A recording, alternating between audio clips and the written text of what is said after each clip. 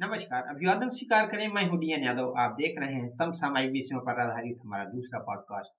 आज के इस पॉडकास्ट में हम चर्चा करेंगे अरावली पर्वत श्रृंखला के बारे में। तो आइए जानते हैं अरावली पर्वत श्रृंखला के बारे में। आइए आगे बढ़ते हैं और जानते हैं अरावली पर्वतमाला के उद्भव, विस्तार और उसके महत्व के बारे में, और साथ में पड़ताल करते हैं ताजा विवादों के बारे में जो अरावली से संबंधित हैं। ऐसा माना जाता है कि अरावली पर्वत श्रृंखला का निर्माण प्लेट टेक्टोनिक्स नामक सिद्धांत पर आधारित है। यह एक ऐसा सिद्धांत है जिसके अनुसार पृथ्वी की ऊपरी कठोर परत कई गतिशील चट्टानों में बटी है, जो अपने नीचे की पिघली हुई चट्टान, जिसे स्टेनोस्फीयर कहा जाता है, पर तैरती और खिसकती है। इसी के परिणाम स्वरूप भूकंप आते हैं और ज्वालामुखी और पहाड़ों का निर्माण होता है। अरावली की पहाड़ियां प्राचीन काल से ही अति महत्व की रही हैं और उनको एक विशिष्ट पर्वत श्रृंखला के रूप में देखा जाता रहा है। ब्रिटिश काल के भूगोलवेत्ता स्मिथ जोन्स ने 1882 में अरावली को भारत के एक महत्वपूर्ण भौगोलिक हिस्से के रूप में वर्णित किया। भौर मेघवंशी अपने द्वारा लिखित यात्रा वृतांत पथिक में अरावली में अरावली पर्वतमाला के ऐतिहासिक, सांस्कृतिक एवं पर्यावरणीय पहलुओं को उजागर करते हैं। इस पुस्तक में अरावली को सिर्फ पहाड़ नहीं, लघु भारत के रूप में प्रस्तुत किया गया है। अरावली की पहाड़ियां, जिसे राजस्थान में आडावाला पर्वत के नाम से भी जाना जाता है, उत्तरी पश्चिमी भारत में गुजरात के पालनपुर से शुरू होकर राजस्थान, हरियाणा होते हुए दिल्ली तक फैली हुई हैं। ये भारत की ही नहीं, दुनिया की सबसे प्राचीन पर्वत श्रृंखलाओं में से एक है।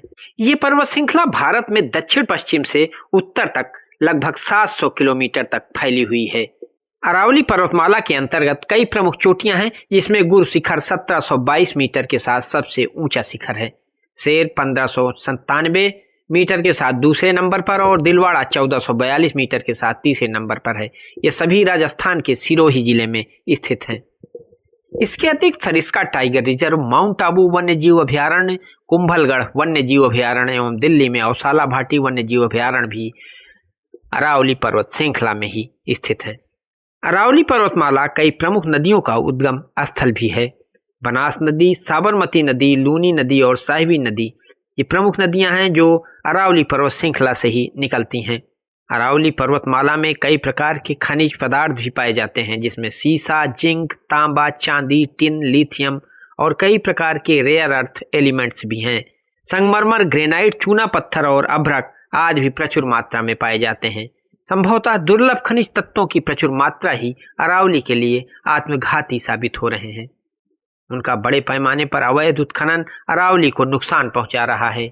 आइए अब अरावली से संबंधित विवाद के बारे में चर्चा करते हैं। अरावली में अवैध खनन के खिलाफ 1996 से याचिकाएं चल रही थीं। सुप्रीम कोर्ट ने 2002 से 2004 के बीच इन अवैध खनन पर रोक लगा दी थी, लेकिन कोई स्पष्ट परिभाषा न होने से खनन पर प्रभावशाली तरीके से रोक नहीं लग पा रही थी।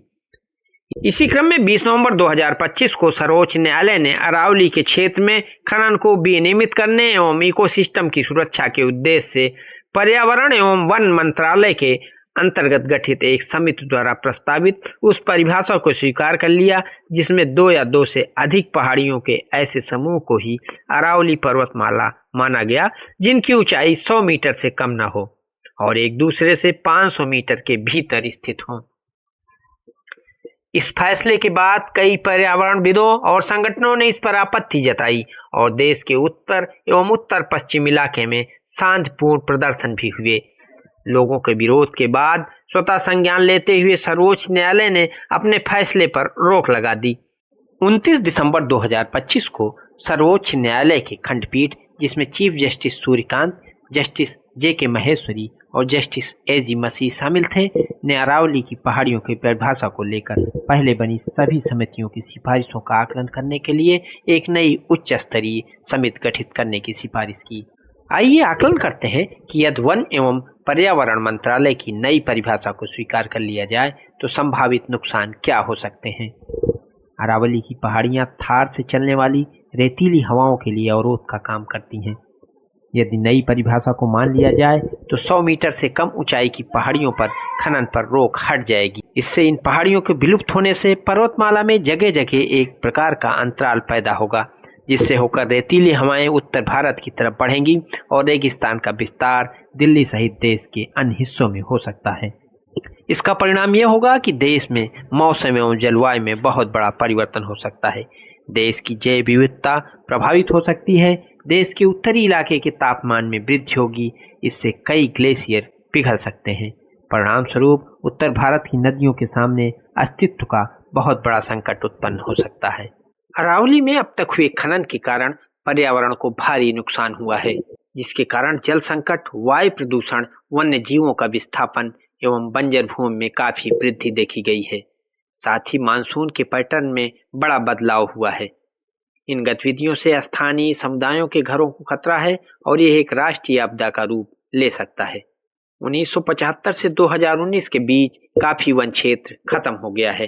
इस अवैध खनन से जल संकट का भी सामना करना पड़ रहा है। भूजल स्तर में काफी कमी आई है और नदियों का सूखना भी शुरू हो गया है। पहाड़ियों में कटाव से नदियां प्रभावित हो रही हैं और उनका प्राकृतिक प्रवाह बाधित हो रहा है। इस खनन के परिणाम स्वरूप मानसून पर भी काफी बुरा असर पड़ रहा है। अरावली मानसून को प्रभावित करती है। वायु गुणवत्ता में भी गिरावट आ रही है। खनन से निकलने वाली धूल, सिल्का और ओवरलोडेड वाहनों के कारण वायु प्रदूषण बढ़ रहा है, जिससे लोगों के स्वास्थ्य पर बुरा असर पड़ रहा है। अवैध उत्खनन के कारण वन्य जीवों का पलायन हो रहा है। लगातार ब्लास्टिंग और निर्माण से वन्य जीव अपने प्राकृतिक आवास से विस्थापित हो रहे हैं।